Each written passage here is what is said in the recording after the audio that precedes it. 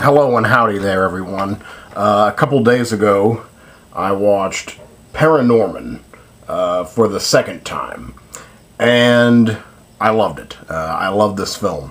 Again, I saw it originally in the theater in 3D. It was shot and filmed in 3D. I thought it had some of the best use of 3D of the year.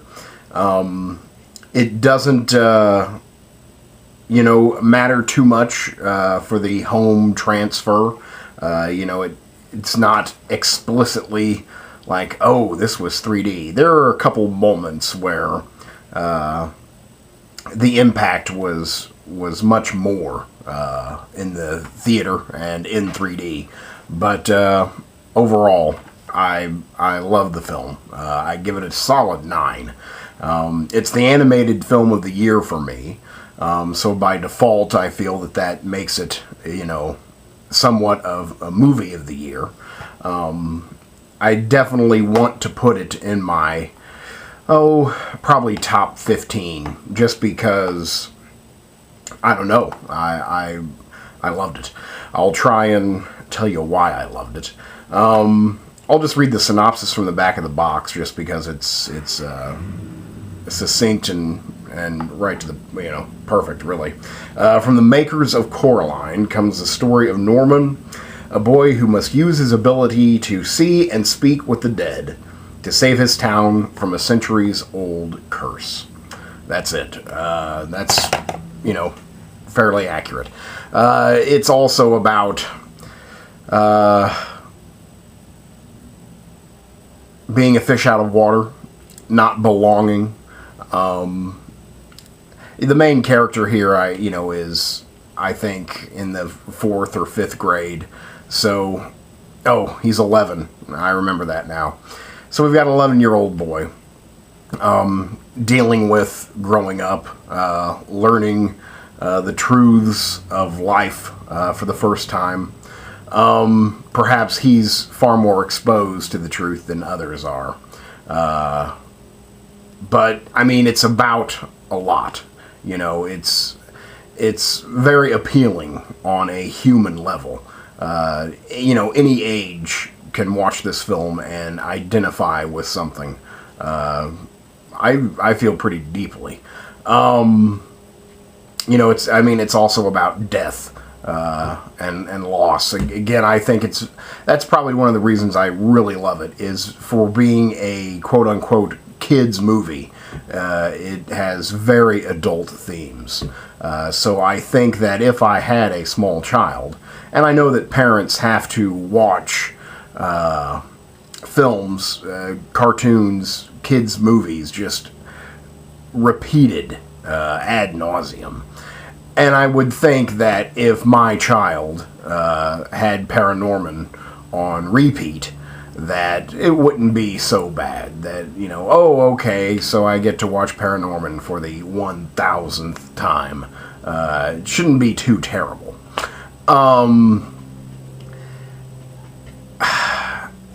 It's absolutely gorgeous. The character design, the cinematography, this is claymation.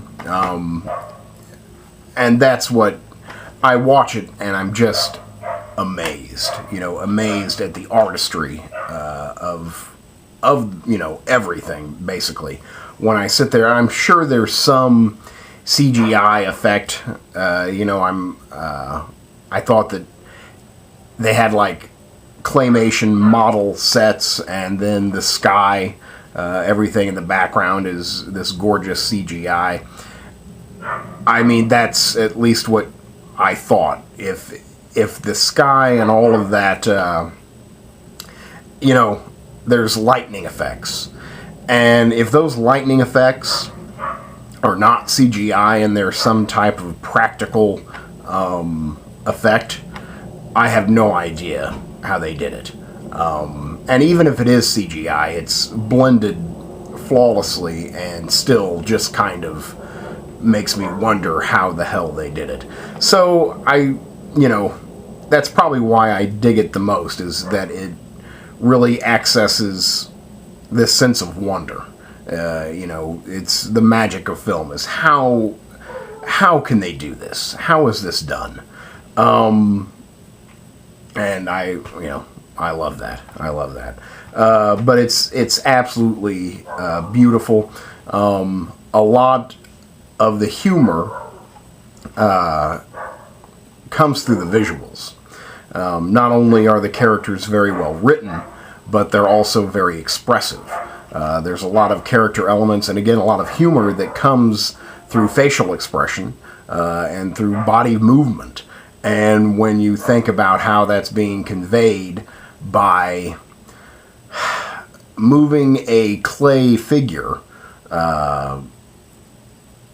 microscopically, every every second, it just, I don't know how it's done. I don't know how you could have the patience. I would have to assume that everyone is insane, that really commits themselves to that. They have to be like mega OCD or something, and they just fell into the right profession that just comes in handy.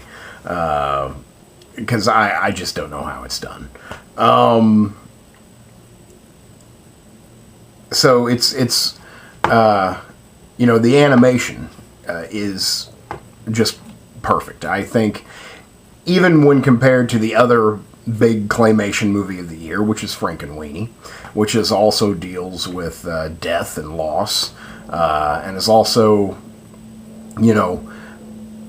reminiscent of other horror films. It's like they're two separate love letters to two separate not genres, but eras of a genre, where Frankenweenie chooses to go back to the old Universal, like the birth of horror. ParaNorman honors, the slasher films of the 70s. So it's very interesting. And I think that ParaNorman's a better film. Frankenweenie is gorgeous as well, and undeniably Tim Burton. But I think that ParaNorman's got it beat in just about every way.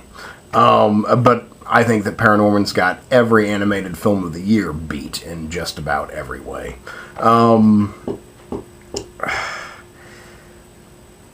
That's one thing I really, really loved about the film, is it's just chock full of references, pop culture references to, again, like the slasher films of the 70s, the George Romero zombie films of the 70s.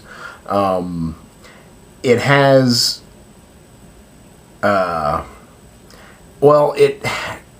it establishes a tone. It's got this great mastery of tone that follows throughout the film. I was trying to